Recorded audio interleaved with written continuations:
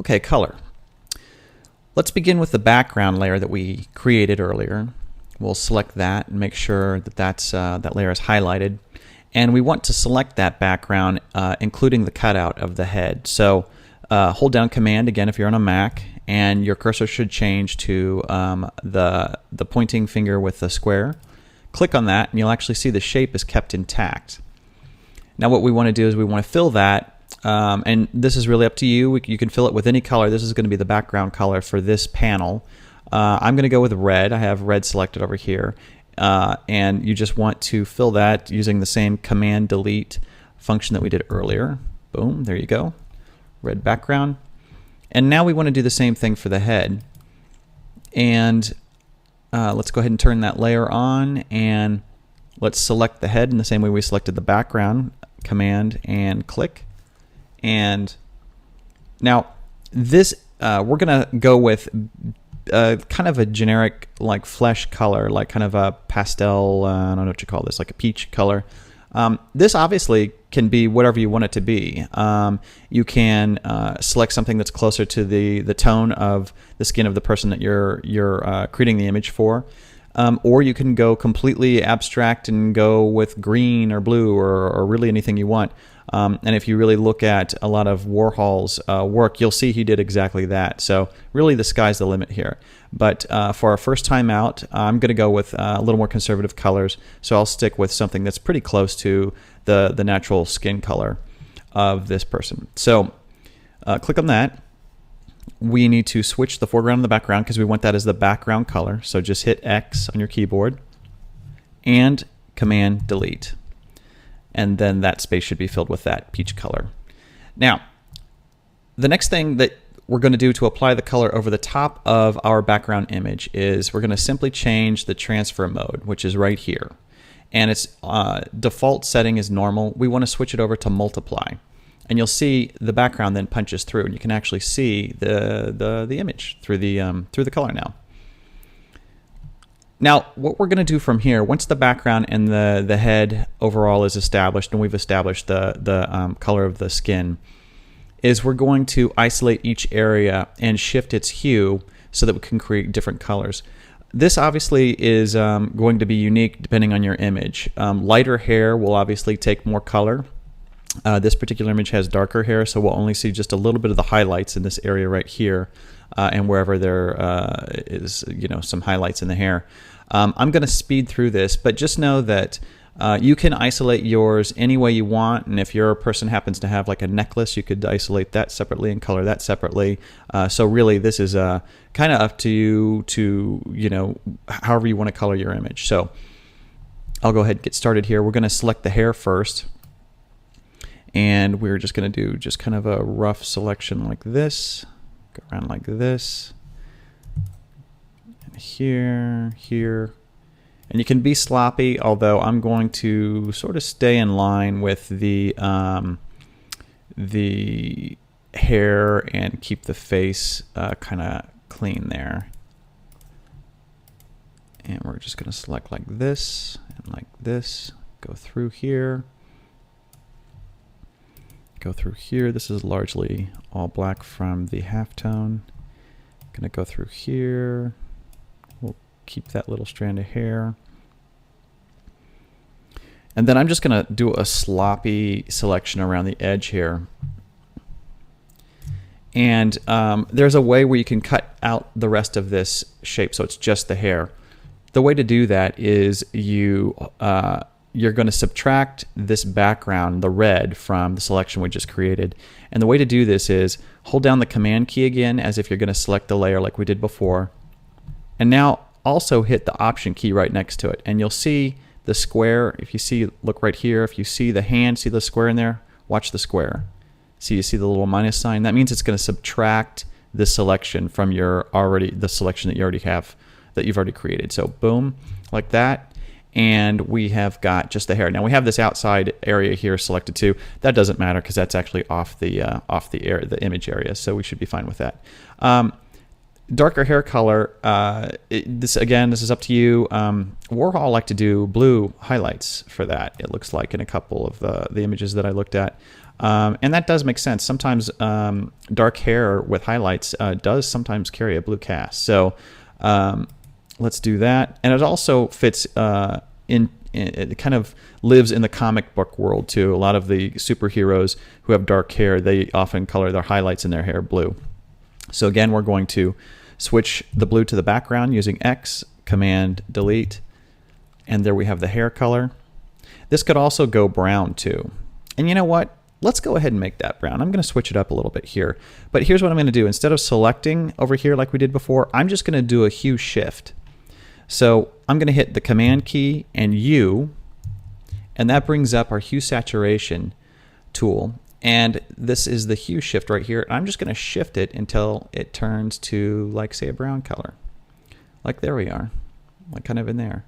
Now, if you did blue, it might contrast more nicely against red, but we'll just go for brown right now. And we'll deselect that. And then this next part I will speed through. But you can roughly get the idea of what we're going to do or how we're going to isolate the things from here on out. So here we go.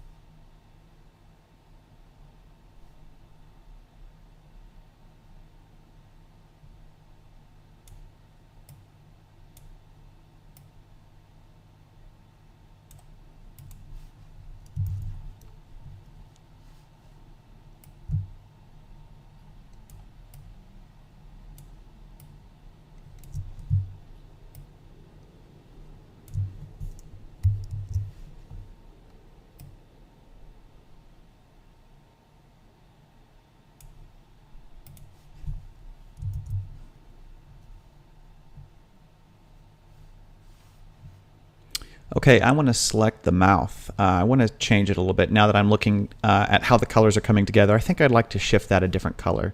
So the cool thing is, since we're doing all of our color on just this head layer, if we turn the other layers off, you'll see just your color. It looks kind of funny, but that's really helpful because then we can just isolate the colors. A quick way to do this is to select the magic wand tool here, and you're going to want to decrease the tolerance down to 2. 1 for the color and 2 for the anti-aliasing. So anti-aliasing is when one color blends into another. So now that that's selected, we're going to turn both of our other layers back on so we can see what we're doing. If you want to hide your marching ants, just hit Command H. It's still selected, but you don't have to look at the annoying outline around it. So I'm going to shift this around a little bit more. I'm going to play here a little bit until I find something that I like that seems interesting.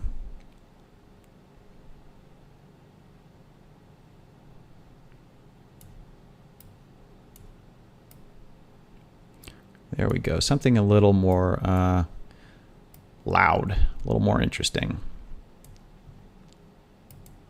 And you know what? I think I'm going to do the same thing for the eyes because they don't really stand out against that tone. So let's go ahead and do the same. Select the eyes. And we're actually, it looks like we're selecting the black area, but we're not because we're in the head layer. We're just selecting that color. So let's play around with that. Although the person in this photograph does not have blue eyes, we'll take some creative license here and make it interesting. And then it also will tie together too with the earrings. We've colored blue. So something like that. Now a word on the whites of the eyes and the teeth. This is your choice, and I'd have to look at some other reference of Warhol to remind myself if he actually broke out the teeth. In a lot of the images, I know that he didn't. So that it's just one broad color over the entire mouth. I know that the couple of Marilyns that I looked at were like that. If it seems funky to you, you can absolutely turn them white. And what we'll do is we'll just do a quick selection that does that.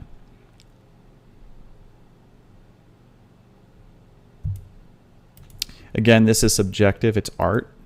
And if you're doing it as a gift, usually the person wants something that's going to be a little more flattering. So if you feel like this might throw them off, then you can do what you want there. I have selected white as the background here, and I'm just going to do Command Delete, and that'll turn the teeth white.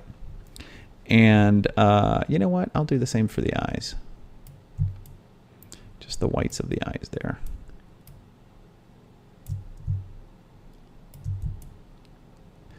I should explain that the way that I'm doing a double selection here and maintaining it is after you make a selection, if you hold down the shift, see the little plus that happens after the lasso? That means that it'll maintain these two and add the next one that you want to include. So we want to do just this little bit here. So we just click down. I'm going to hold down Option Command while I'm still holding down the left button on the mouse, and just do this little area here. And our white is still selected as our background, so we'll just do Command Delete on that, and we will create that. So that's it. That should do it. I'm going to do a little cleanup here and there.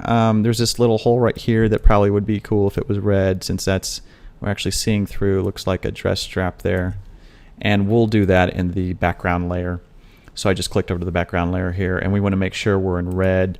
That was 255 red, perfect red. And so we'll do that. It can be sloppy again. And we have this little area down here that I never cleaned up. You know what? I'm going to leave it. But you could clone that out if you wanted it to be absolutely perfect.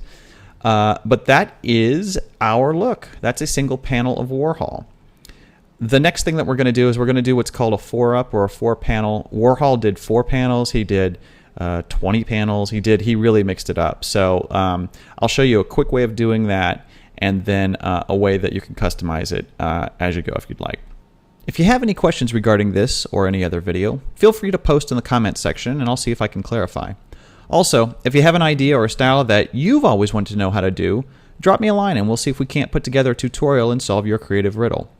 If this tutorial has piqued your interest in Andy Warhol, the pop art movement, or modern art, click the link below to our blog and continue your investigation into one of the most culturally influential artists of the late 20th century.